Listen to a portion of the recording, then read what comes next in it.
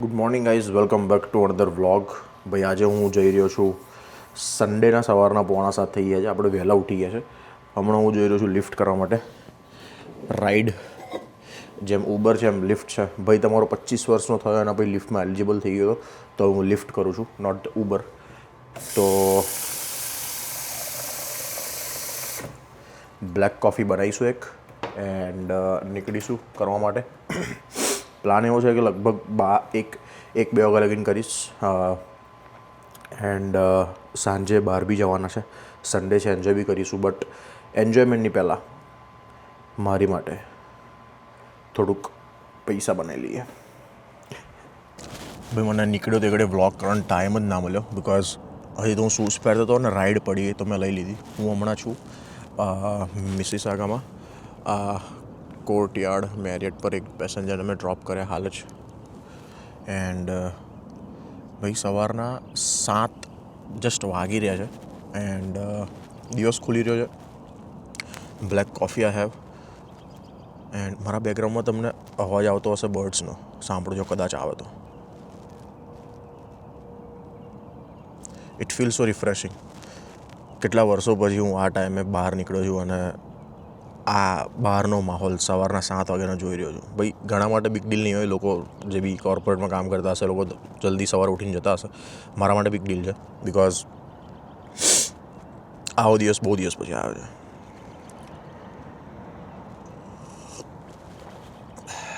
સારું થઈ ગયું છે late. Hello hello hello hello hello.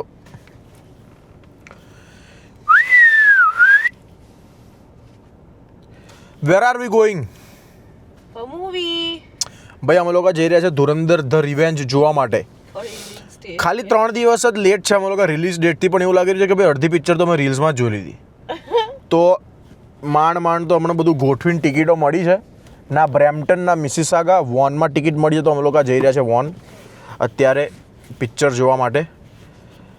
મસ્ત અડધો કલાકની રાઈડ છે. બહાર વેધર એકદમ જોરદાર થઈ રહ્યું છે અને થોડી ઘણી લોંગ ડ્રાઈવ જેવું થઈ જશે. મસ્ત પહોંચે સિનેપ્લેક્સમાં એન્ડ ચાલુ ડ્રાઇવિંગ આવ્યો તો વિડીયો બનાવતો ઠોકો હતો. તારું વિડિયો તને બધાને મૂક્યો ક્યાંક. ચાલો ગાઈસ YouTube પર પહેલા જ મળીએ થિયેટરમાં. બહુ અજીબ લાગે. ક્યાં ચૂપતા ગઈ અલગ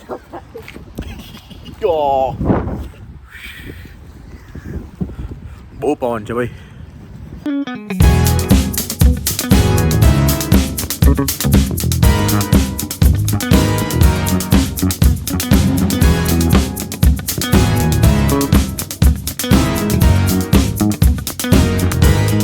ભાઈ પિક્ચર જોયા પછી અમે લોકો આવી ગયા છે ડિનર કરવા માટે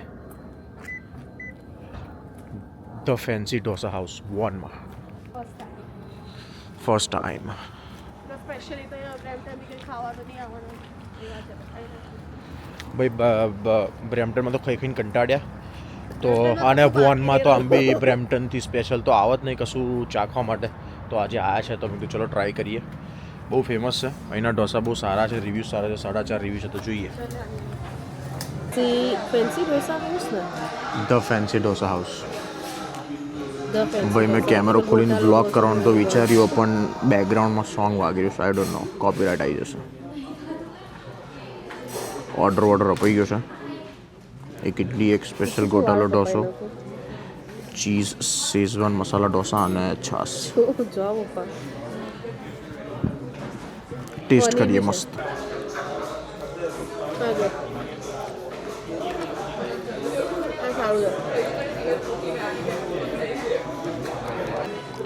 ભાઈ ચીઝ શેઝવાન બી આવી ગયું. કમામ છે ભાઈ. ભાઈ ડિનર થઈ ગયું છે ધ ફેન્સી ઢોસા હાઉસમાં. સાલું અંદર મ્યુઝિક જ એટલું વાગતું હતું ને કે હું જેટલું બી થોડું ઘણું બોલ્યો હોઈશ ને એ હું એડિટિંગ કરવા બેસીશ મને ખબર પડશે જ્યારે અપલોડ કરતા કે એ કોપીરાઇટ સ્ટ્રાઇક એટલે મારે હટાવી દેવું પડશે. સારું અંદર કશું વિડીયો જ ના ઉતારાય બેકગ્રાઉન્ડમાં મ્યુઝિક વાગતું હોય તો. પણ મજા આવી ગઈ. આમ તો મજા આવી ગઈ કે ના મજા આવી? મને તો મૂવી જ યાદ આવ્યા કરે. મૂવી યસ ભાઈ મારધાડવાળા પિક્ચર તન્વીને બહુ ગમતા નહીં પણ પહેલું એવું પિક્ચર છે જે ગમ્યું હશે નહીં? સ્ટોરી છે, દેશ માટેનો એ છે. એટલે અને અમારા જે પરફેક્ટ સન્ડે એકદમ આમ રિફ્રેશ સન્ડે રિટ્રીટ થઈ ગયું છે અમારે. બાકી અમે ગ્રોસરી જ કરતા હતી. બાકી અમારે રવિવારે ખાલી ગ્રોસરી કરીને ઘેર આવીને ખાઈ પીને હોઈ જાય કપડાથી. આજે અમે લોકો મૂવી જોવા ગયા, ડિનર કર્યું, હવે મસ્ત આઈસ્ક્રીમ ખાઈશું ફૂલ. અને આજે જ બધું પાર પાડી દેવાનું, પછી કાલથી ફરી ગ્રાઇન્ડ ચાલુ, કાલથી ફરી સ્ટ્રિક્ટ ચાલુ. આજે બહુ ટાઈમ પછી અમે બહાર ખાધું, કોઈ હોટલ લાઈક રેસ્ટોરન્ટમાં ખાધું બહુ ટાઈમ. બાકી અમારે શું હોય કે ભાઈ ઘરે જો કદાચ ઘરે ના બનાવ્યું હોય એટલે બરીટો હોય, કાં તો સબ્વે હોય, કાં તો પછી કંઈક બીજું બ્રેમ્પટનમાં નજીકમાં આજુબાજુ કંઈક મળતો એવું લઈ આવીએ. પણ રેસ્ટોરન્ટમાં બહુ ટાઈમ પછી ડાઇનિંગ રેસ્ટોરન્ટમાં બેસીને ખાધું આજે. એન્ડ હજી 1-2 રેસ્ટોરન્ટ છે આપણે જવાનું છે, પણ એકાદ 2 વીક પછી કે પછી નેક્સ્ટ મંથ અમારે છે એક વસ્તુ 4 year એનિવર્સરી છે અમારે નેક્સ્ટ મંથ, એટલે ભાઈ 4 વર્ષ જૂના થઈ ગયા આપણે. યસ. તો નવું લાગે માઈ લીધે कैसे ना यूं देखो खो जाना. સ્ટ્રીટ્સ પેલા પગનું ચીયર્સ. ભાઈ આપણે છે ચોકલેટ અને તન્વીનું છે બિસ્કોફ ક્રમ્બલ ફેવરેટ. હું બી એવરી ટાઈમ બિસ્કોફ ક્રમ્બલ ખાઉં છું, પણ આજે મેં ચોકલેટ લઈ લીધું. મને તો આઈસ્ક્રીમ જ ઓછી ભાવે છે, મને કેક વધારે ભાવે. સરપ્રાઇઝિંગલી બ્રેમ્પટન ડેઝર્ટોમાં જે છે એના કરતાં કદાચ ક્વોન્ટિટી થોડીક વધારે છે, નહીં કે જોવું પડશે નેક્સ્ટ ટાઈમ. ખબર નહીં, મને તો વધારે લાગી રહી છે. હા, એ વધારે જ છે, એનો કપ બહુ નાનો હોય છે. ચલો ભાઈ ઘેર પહોંચ્યો ફટાફટ, બહુ થઈ ગયું. 12 વાગી ગયા. હે 12:15 તો થઈ ગયા કદાચ. હે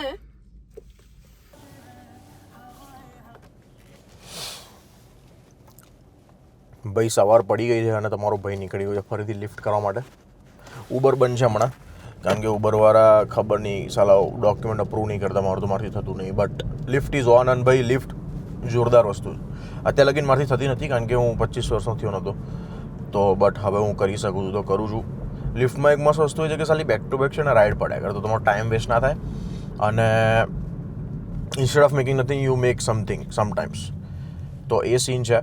અને ગઈકાલનો દિવસ મસ્ત રહ્યો, મસ્ત મૂવી જોયું, ડિનર કર્યું, વાતો કરી, અને એઝ યુઝ્યુઅલ થોડું ઘણું ઝઘડ્યા, બધું બહુ મસ્તી કરી, બધું બહુ કોન્વર્સેશન કર્યા, એન્જોય કર્યું.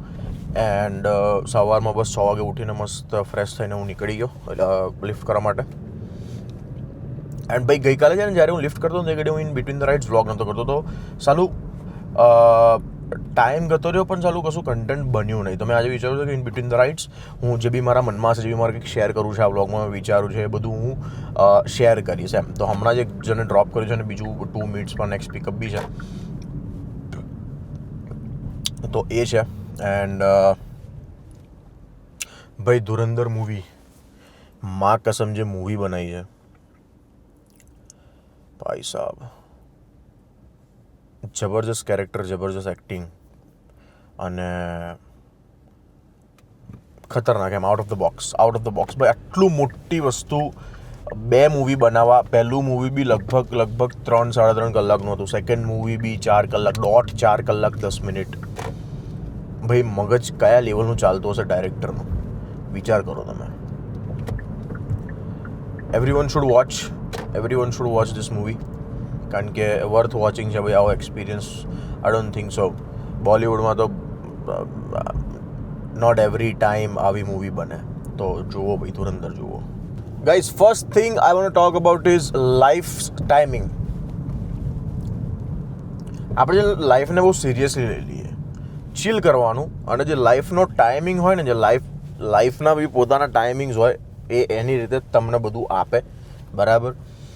એ કહે છે ને કહેવત કે ભાઈ ટાઈમથી પહેલાં ને નસીબથી વધારે તો કોઈને નહીં મળતું, ભલે મોદી હોય કે અંબાણી હોય. તો એ જ વસ્તુ છે. તો લાઈફને બહુ સિરિયસલી લેવાની નહીં, ચીલ કરવાનું, બરાબર. એના ટાઈમે એ બધું અનફોલ્ડ થઈ જાય. ઇટ જસ્ટ કે આપણે આપણા ઇન્ટેન્શન સારા રાખવાના, કોઈના પ્રત્યે ખોટું કરવાનું નહીં, વિચારવાનું નહીં, સારા કામો કરવાના, ખોટા કામ નહીં કરવાના. તો બધી વસ્તુ ઇવેન્ચ્યુઅલી પોતાના માટે સારી થઈ જાય. અને જે અમુક વસ્તુ અત્યારે મેક સેન્સ ના કરતી હોય ને એ વસ્તુઓ મે બી 2 વર્ષ પછી 3 વર્ષ પછી મેક સેન્સ કરે. તો ડિસઅપોઇન્ટ નહીં થવાનું.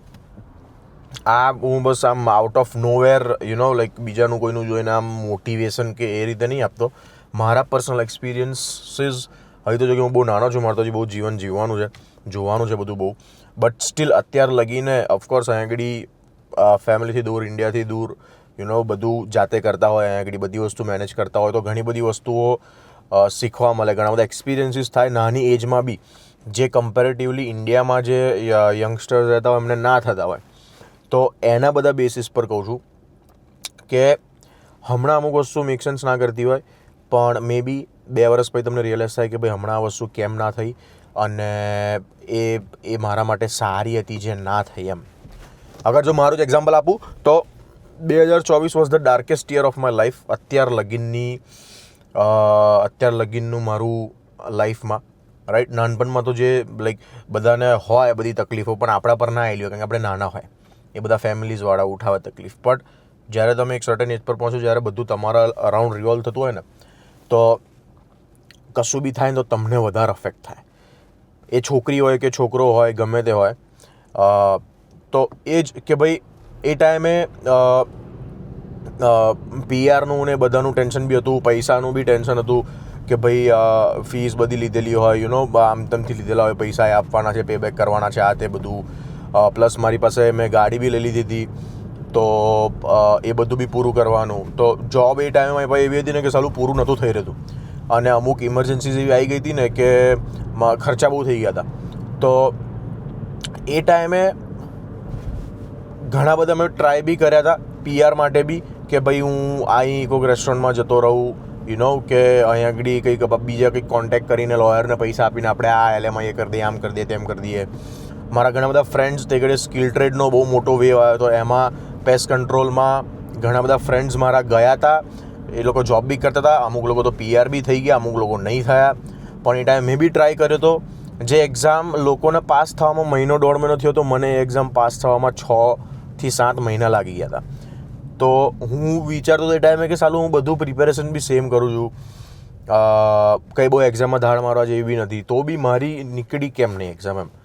તો મને એ ટાઈમે અંદરથી હતું કે યાર ના, અત્યારે મારો છે કંઈક તો કાળો ટાઈમ કે ખોટો ટાઈમ ચાલી રહ્યો છે, જેના લીધે છે ને બધી વસ્તુઓ થઈ નહીં રહી અને ઊંધી જ થઈ રહી છે. રેસ્ટોરન્ટમાં જે જોબ હતી ત્યાં સાલું મને શૂટ થયું નહીં, મેં છોડી દીધી. કારણ કે એક ટાઈમ પછી આપણે યાર સ્ટાર્ટિંગમાં હોય તો થોડા ઘણા દબાઈને રહી લઈએ, પછી દબાઈને રહેવું ગમે નહીં, છોડી દીધી. પેસ્ટ કંટ્રોલમાં ટ્રાય કર્યું. અમારા ભાઈ ગુજરાતી જે એક ભાઈ હતા, એમની જ કંપની હતી, એમનાથી અમારા 2-3 ફ્રેન્ડ્સ કામ બી કરતા હતા. મારી પાસે બી જોબ હતી હાથમાં, પણ મારું લાઇસન્સ ના આવ્યું, તો મને એ ટાઈમે જોબ મળી નહીં.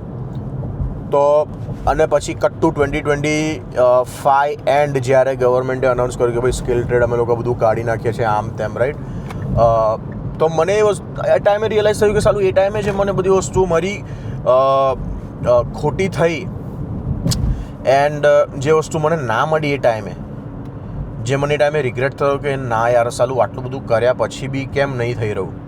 તો એ અત્યારે રિયલાઇઝ થાય કે જો એ વસ્તુ એ ટાઈમે થઈ ગઈ હોત, લેટ્સ સે કે ભાઈ હું રેસ્ટોરન્ટમાં મને બધું થઈ ગયું હોત, સેક્રિફાઈસ કરીને દબાઈને રહ્યો હોત, કે પછી મને પેસ્ટમાં કામ મળી ગયું હોત, તો શું થાત કે ભાઈ જે ફાઇનાન્શિયલી જે મને અત્યારે સ્ટ્રેસ નહીં જીવનમાં, બરાબર, ખર્ચાને લઈને, સેલરીને લઈને, તો એ બધો સ્ટ્રેસ હજી બી હોત. અને પૈસાનો સ્ટ્રેસ છે ને ભાઈ, તમને ભલી વસ્તુ કરાવી દે.